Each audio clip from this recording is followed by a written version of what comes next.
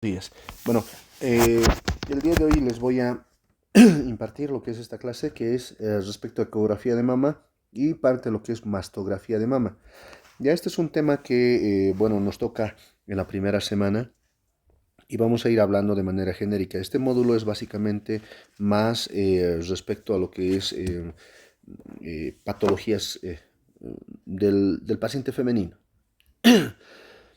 Bueno, en cuanto a lo que es ecografía de mama, es importante reconocer que la ecografía es uno de los estudios que actualmente se toma como un parámetro esencial, como un método complementario ya a lo que es a la mamografía o la mastografía, que nos permite hacer un screening completo de lo que es las patologías mamarias. La ecografía termina siendo un método de diagnóstico imagenológico más específico debido a que no solamente nos permite evaluar lo que es la glándula mamaria, sino también las estructuras anexas. En este caso, es un estudio que tiene una alta indicación en pacientes jóvenes con mamas densas, es decir, los pacientes jóvenes obviamente no se les puede someter a una mastografía y en ese sentido es que se utiliza más lo que es la ecografía. Al igual que en las pacientes embarazadas, tiene indicaciones absolutas para poder realizar un estudio de ecografía mamaria que cualquier otra cosa. Es un estudio sumamente accesible, de bajo costo y que no llega a producir irradiación alguna. Por esa situación es que este estudio es de primera elección para evaluar patologías mamarias. Como les había dicho, las indicaciones precisas de una ecografía mamaria es la primera modalidad de diagnóstico en mujeres jóvenes debido a las mamas densas. Es la primera modalidad de diagnóstico en patologías mamarias en pacientes embarazadas. Es uno de los primeros métodos de seguimiento ante pacientes con implantes mamarios. Es uno de los estudios más sensibles para evaluar y estudiar masas múltiples, mamas densas e incluso identificar derrames en el pezón. Es uno de los estudios más esenciales en la evaluación prequirúrgica, incluso posquirúrgica. Este paciente, ya, los pacientes operados o irradiados realmente tienen una mayor sensibilidad de evaluarse a través de la ecografía. Y fundamentalmente, este estudio nos permite evaluar también lo que es la región axilar, donde puede llegar a producirse reacciones contiguas. Es decir, como ustedes saben, siempre cuando existe una patología mamaria, debido a su contexto de drenaje linfático, obviamente siempre va a repercutir sobre lo que es la región axilar, produciendo aumento de volumen o una alteración reactiva de esta región. Por lo tanto, siempre en todo paciente con patología mamaria debemos realizar una evaluación de la región axilar. Los elementos a evaluar en este caso son la piel, el tejido celular subcutáneo, tejido glandular, conductos mamarios, grasa retromamaria, el pezón, los ligamentos de Cooper, los músculos pectorales y la región axilar. Pero sin embargo, acá les voy a mostrar alguna particularidad. ¿Ya? Lo primero que les hablaba anteriormente en anteriores clases o a los otros grupos, ¿ya? Siempre debemos evaluar las estructuras anatómicas en forma bilateral. Esto debido a que se debe hacer una comparativa en lo que son los estudios, ¿no? Cuando yo realizo, por ejemplo, una evaluación de la mama derecha, debo evaluar también la mama izquierda. El mejor método es utilizando la sistemática de los cuadrantes. En este caso, utilizando lo que son las referencias horarias, ¿no?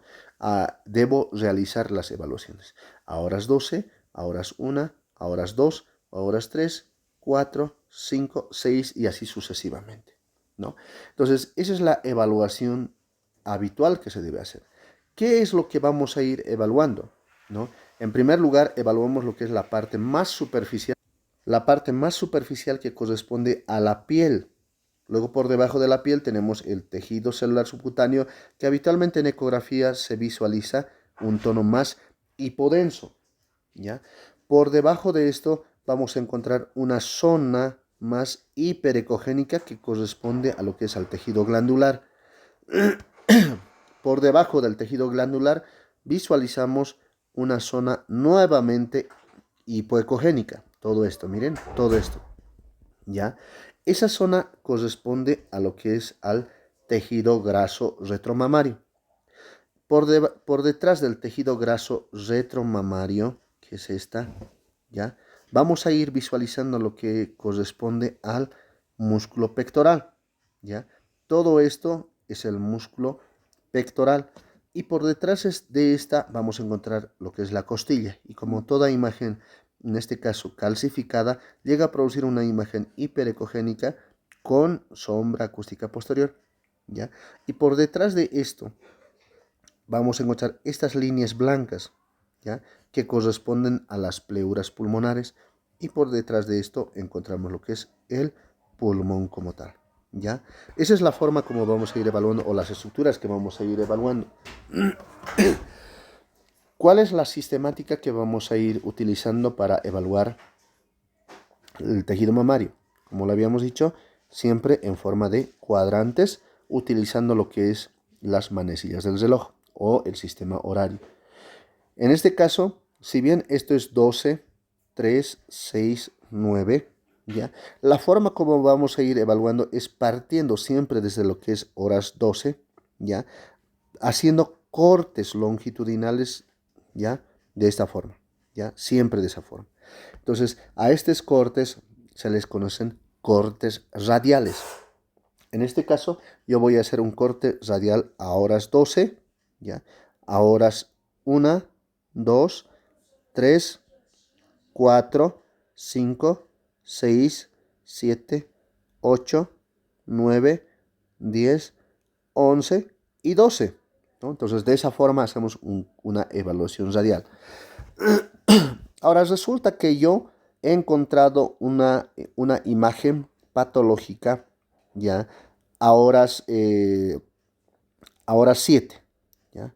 Entonces, si encuentro en este punto, para evaluar minuciosamente esta lesión, lo que voy a hacer es hacer un corte antirradial, ¿no? Si bien esto es el corte radial, esto termina siendo un corte antirradial.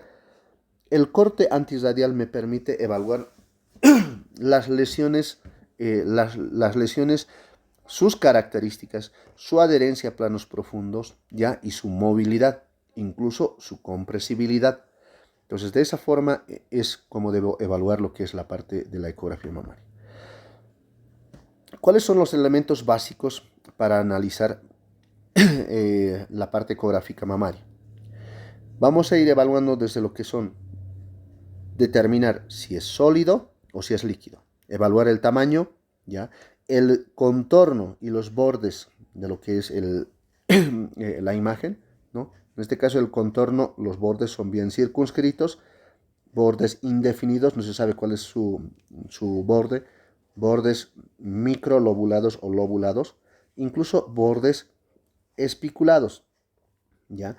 Obviamente, a medida que va avanzando en este sentido, se vuelve de lo benigno, vuelve a lo maligno, ¿ya? Ver su ecogenicidad. Mientras más anecoico, mucho mejor. Mientras más hipoecoico, lastimosamente más maligno. Sombra acústica o sombras. Habitualmente todas las estructuras buenas proyectan refuerzo acústico posterior y lo maligno proyecta sombra acústica posterior, ¿ya? En diapositivas posteriores vamos a ir evaluando de manera más íntegra. En este caso les estoy mostrando una imagen quística simple, ¿no? Hablamos de esa imagen quística simple como una imagen anecoica que llega a proyectar refuerzo acústico posterior, ¿ya? Y aparte de esto, en el momento que cuando yo con el transductor presiono esta estructura de una forma circular, esta se va a volver en una forma ovoidea. Y una vez que lo descomprimo, va a retornar a su forma original, que es redonda, ¿no? A eso se le denomina la capacidad de compresibilidad. Mientras más compresible, mayor factibilidad de que sea algo benigno. ¿Está bien? Entonces, los quistes simples son imágenes anecoicas que llegan a producir refuerzo acústico posterior y que presentan un nivel de compresibilidad alto. Los quistes complejos. Ya de pronto, en este caso, como podrán ver, todo esto es un quiste complejo. ¿Ya? En su interior llega a tener tabicaciones y como también incluso ecos en su interior. ¿Ya? Estas tabicaciones o septos, ¿ya?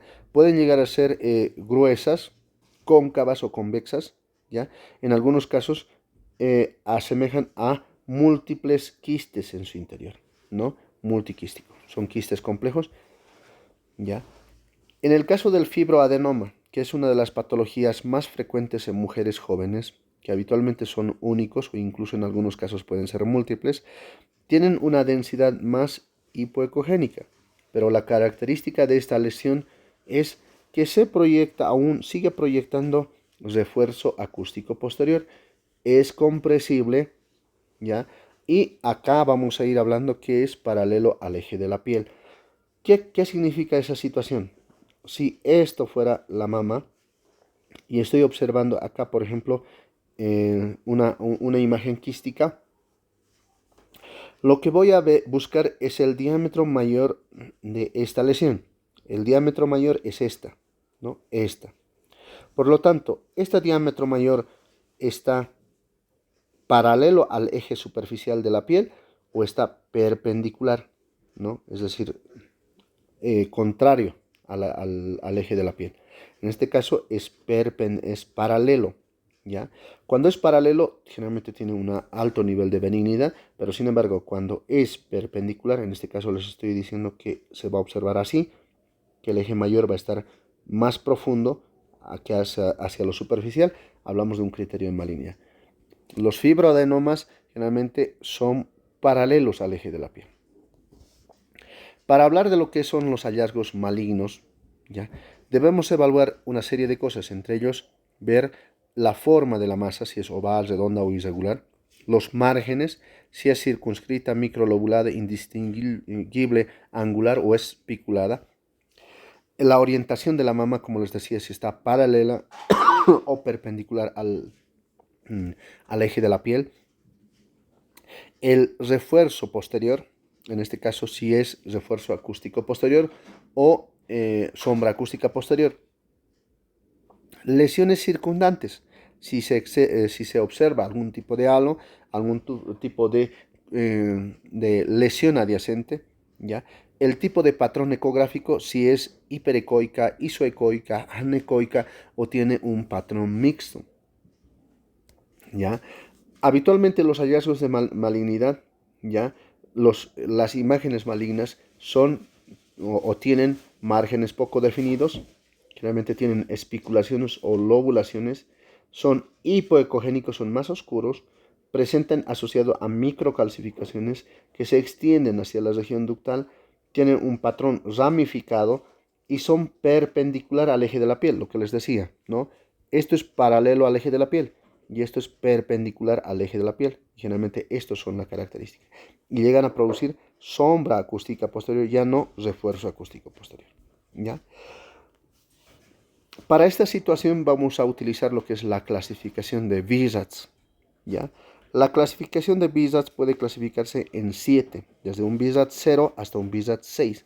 No vamos a hacer mucho énfasis en esa otra, pero sin embargo, un Visage 0 se le conoce como un estudio insuficiente, que no les ha permitido localizar la lesión adecuadamente o si existe alguna sospecha, no han podido determinar cuál es la causa. Un Visage 1 es una mama completamente normal y a partir de lo que es el Visage 2 ya se considera una imagen patológica. En este punto vamos a ir hablando de las características de los Visage, ¿no?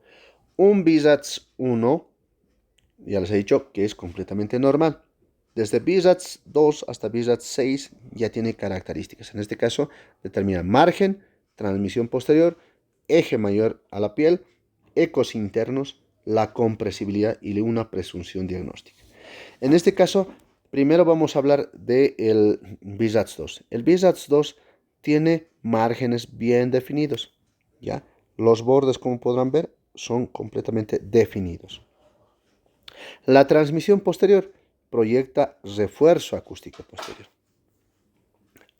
La relación del eje de la lesión en relación al eje superficial de la piel, en este caso es paralelo al eje de la piel.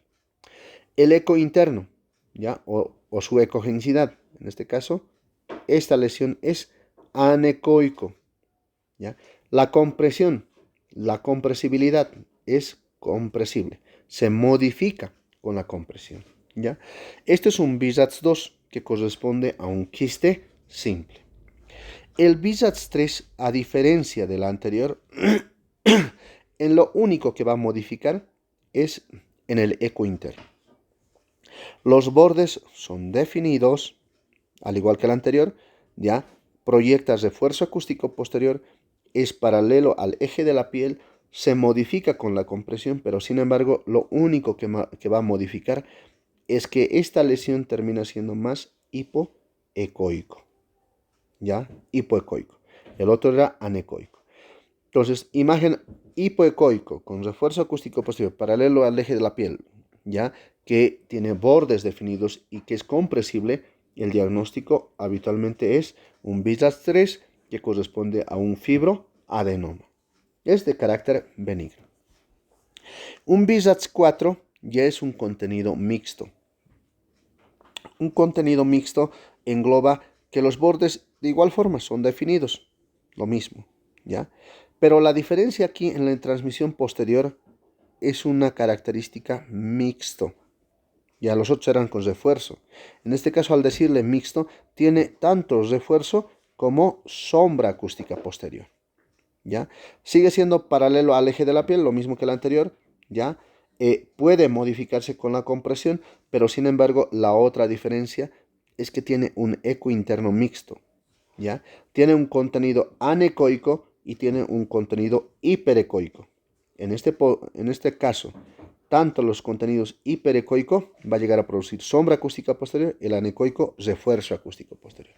En este caso podemos hablar de un quiste complejo papilar intraquístico o incluso hematomas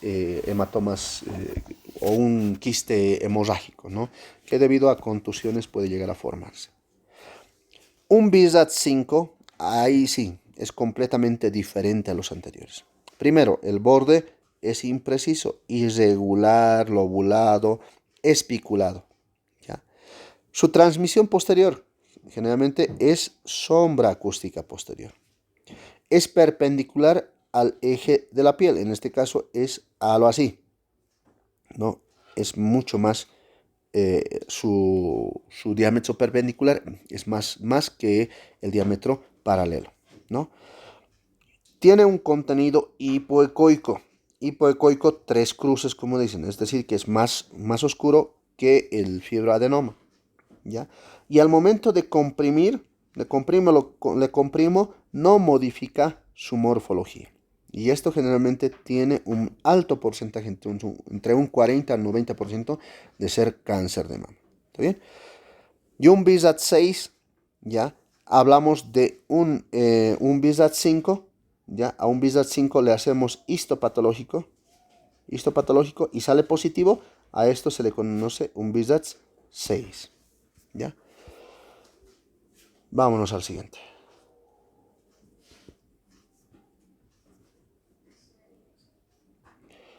Bueno, aquí vemos lo que es el BISATS-0.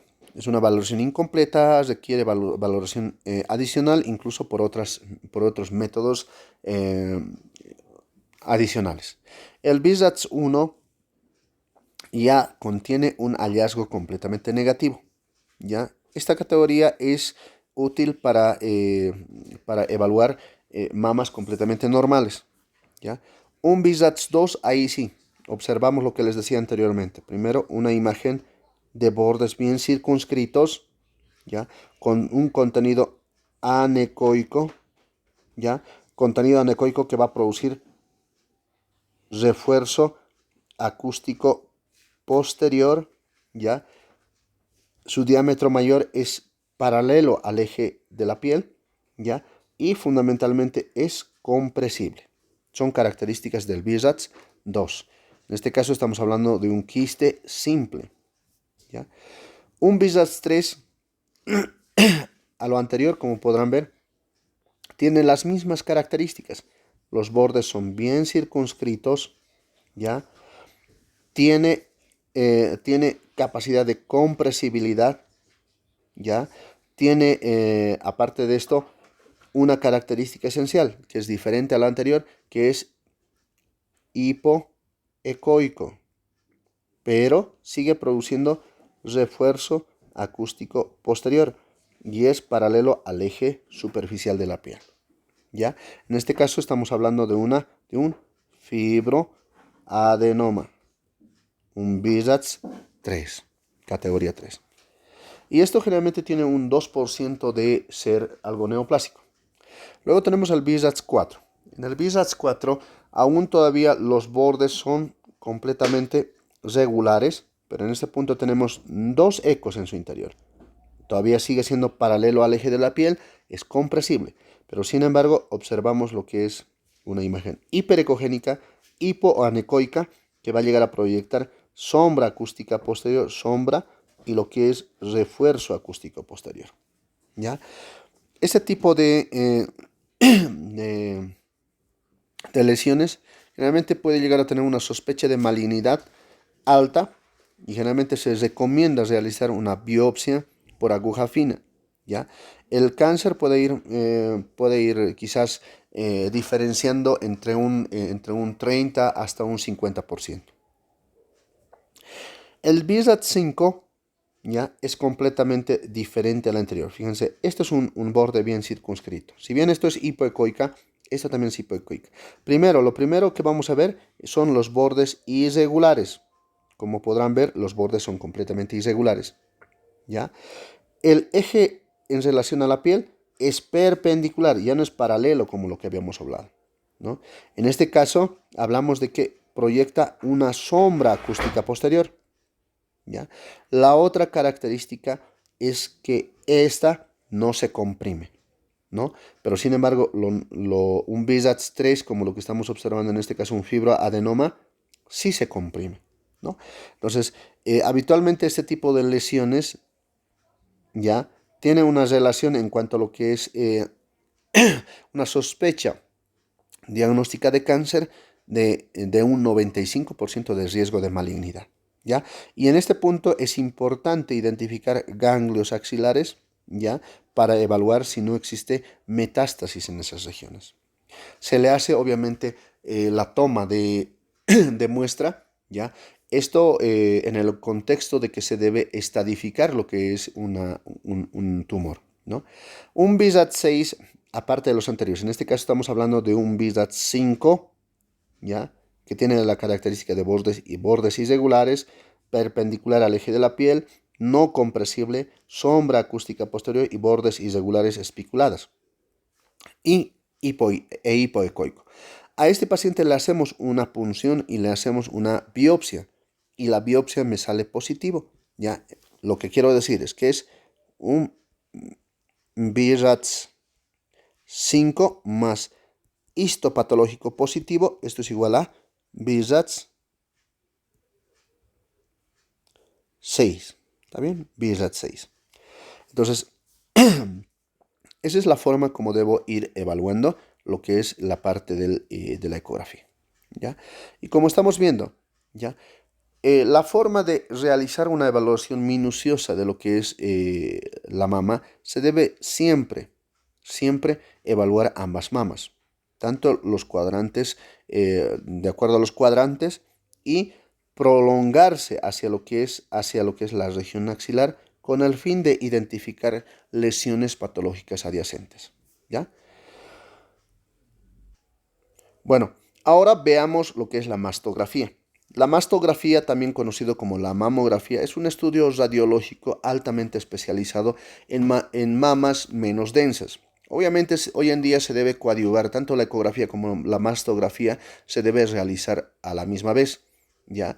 Entonces, La mastografía es un estudio radiológico que habitualmente nos permite identificar patologías más comunes, desde lesiones inflamatorias como ser mastitis aguda periductal, las ectasias ductales, la necrosis grasa, identificar fibroadenomas, papilomas intraductales, lesiones in situ como ser el carcinoma ductal in situ, ¿ya? Lesiones invasivas como ser el carcinoma ductal invasivo, si ya sea esto de origen tubular, medular, mucinoso, micropapilar o metaplásico, ¿no? Pero sin embargo, es importante recordar que la progresión del carcinoma ductal invasivo desde un estadio normal ya va produciendo atipias, es decir, que llega a formar adicionalmente en la forma intraductal, empieza a proliferar la proliferación de células epiteliales planas, ¿ya? Y estas empiezan a crecer, incluso comprimir progresivamente, tanto al interior, ¿ya? Incluso estas salir de lo que es de la región intraductal, convirtiéndose en un carcinoma ductal invasivo, ¿ya? Entonces, esa es la forma como se produce lo que es la progresión del carcinoma ductal, ¿ya? Siempre de lo normal va de lo interior hacia afuera. La técnica de la mastografía, ¿ya? Lo habitual es realizarlo con un equipo especial, ¿ya? Estas tienen dosis muy bajas, entre 0.04 milisieverts, ¿ya? Y bueno, lo más molestoso es siempre la compresión, lo que están observando. Habitualmente esto lo que ocurre es que la mama es comprimido con una máquina, ya aplanado, si vale el término, y las proyecciones radiológicas es una cráneo caudal y se debe hacer una oblicua medio lateral. Esto con el fin de proyectar la oblicua media lateral, realmente también proyecta un tanto hacia la región axilar. Lo que estamos viendo en este momento ya es una proyección cráneo caudal donde visualizamos lo que es cada uno de los ductos, ya la parte ductal, ya incluso la parte de lo que es el areola mamaria y la grasa retromamaria, la grasa glandular, ¿ya? La retroglandular, entre otros.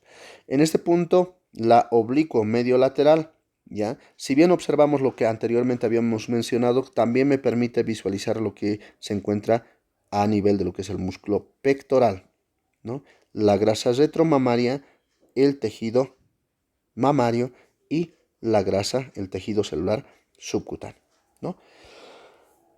Habitualmente la composición de la mama tiene distinta composición. A medida que vamos hablando, las mamas densas, ¿ya? Las mamas densas tienen tejido fibroglandular mayor que el tejido graso, ¿ya? A diferencia, la grasa mamaria, ¿ya? Es en los pacientes adultos mayores, ¿ya?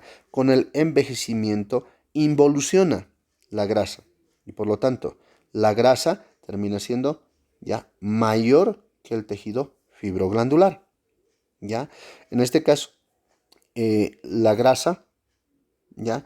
Vamos disminuyendo de volumen, ¿ya? Entonces, en este punto, lo que debemos ir observando con el envejecimiento, el tejido glandular involuciona, ¿ya? A grasa, se convierte a grasa, ¿ya? A diferencia, en un paciente joven, obviamente tenemos mayor cantidad de tejido fibroglandular que grasa, ¿ya? Habitualmente, lo que es una mastografía o una mamografía nos permite evaluar imágenes nodulares.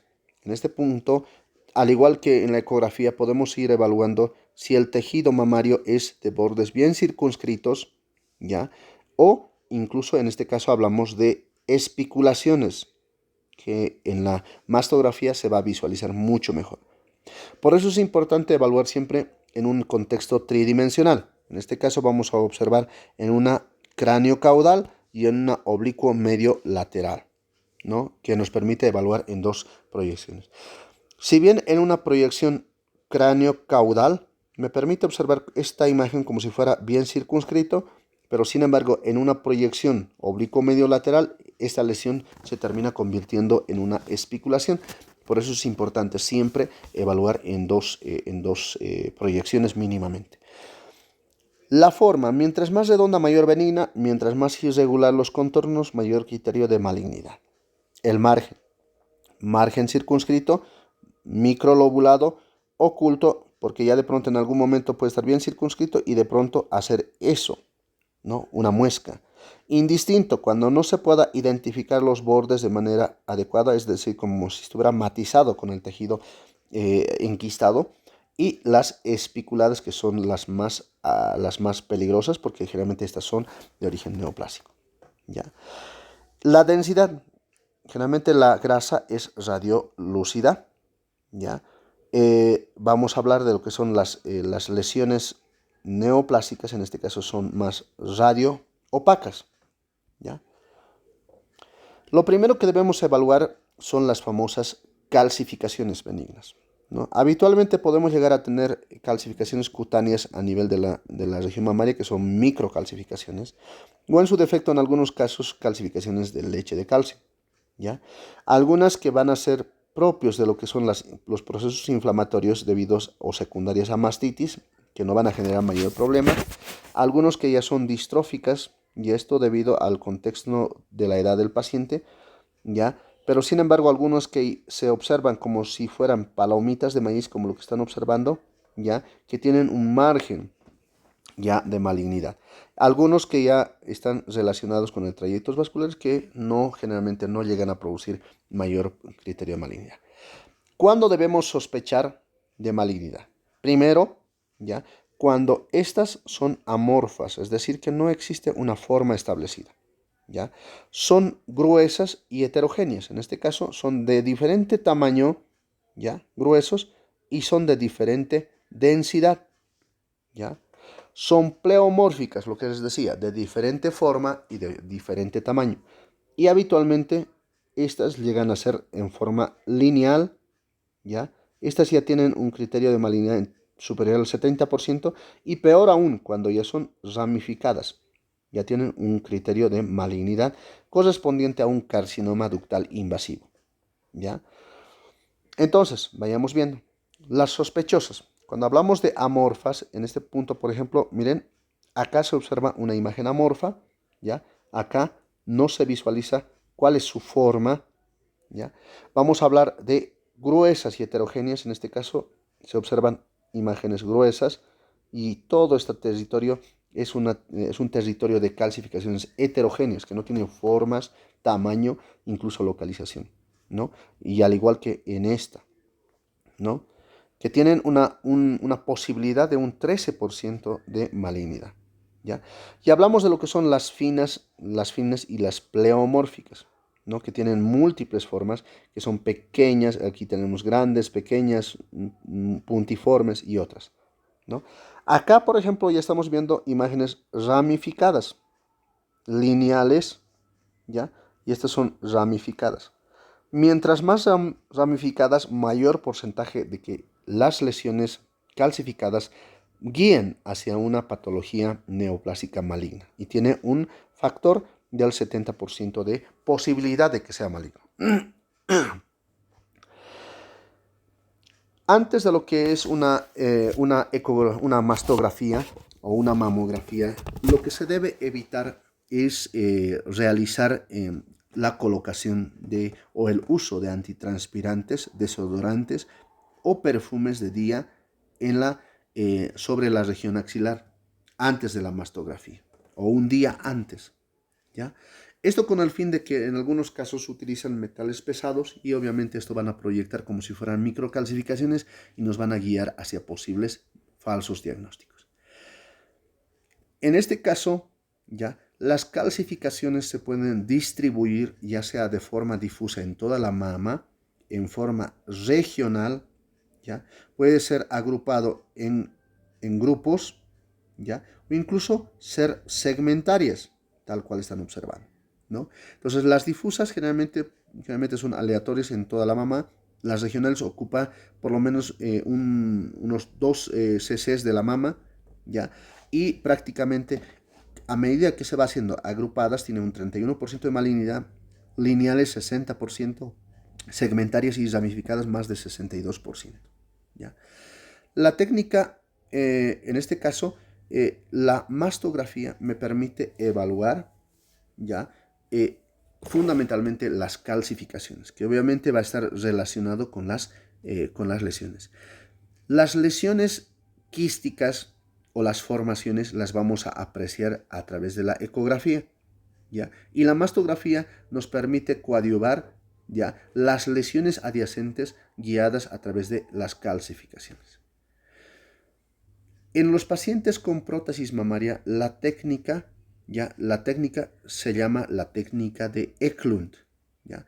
La técnica de Eklund consiste en agarrar, ¿ya?, el tejido mamario, ¿ya?, agarrar la zona del implante y retraerlo hacia afuera de lo que es la zona de la compresión, ¿ya?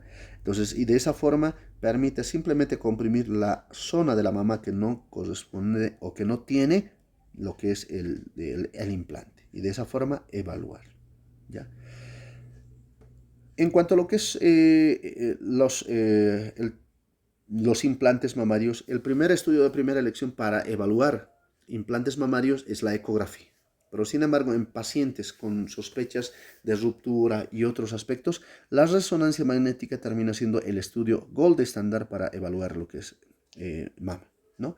Entonces, este estudio nos permite evaluar o nos permite hacer un tamizaje en mujeres con alto riesgo de malignidad.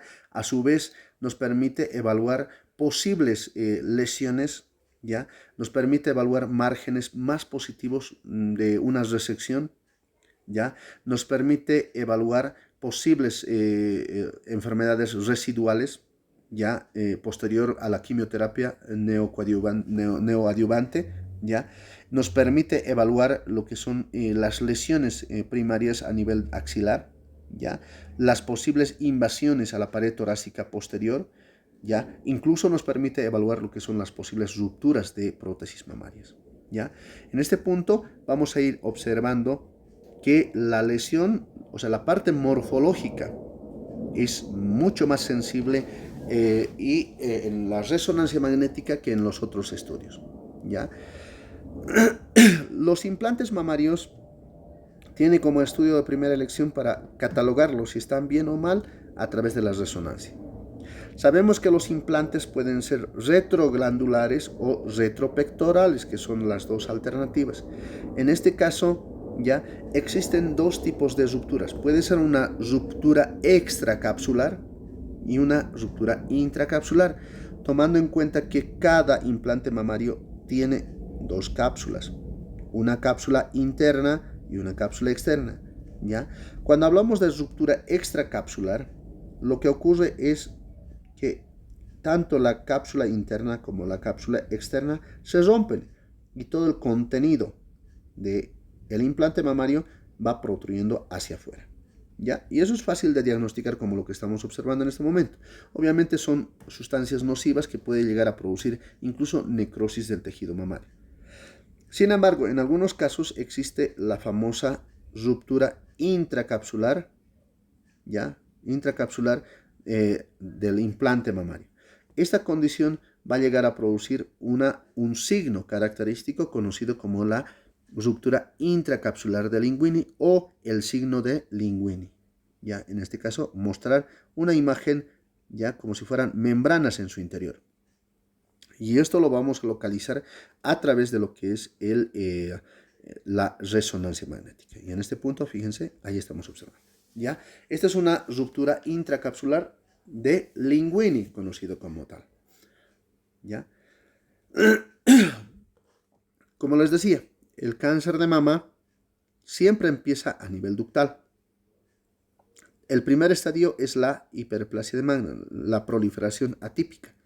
Luego esta va invadiendo, ¿ya?, un carcinoma ductal in situ, ¿ya? Luego un carcinoma ductal invasor que va a invadir todo lo que es el ductus, y luego un carcinoma ductal invasivo, ¿ya?, incluso que invade la parte externa y otras regiones, ¿ya? Bueno, con eso terminamos. a través de la resonancia, el cáncer de mama quizás tiene un contexto mucho más específico que la mastografía y la ecografía. Con eso terminamos la clase de hoy. Espero que les sirva y les envío en un momento esta clase. Gracias.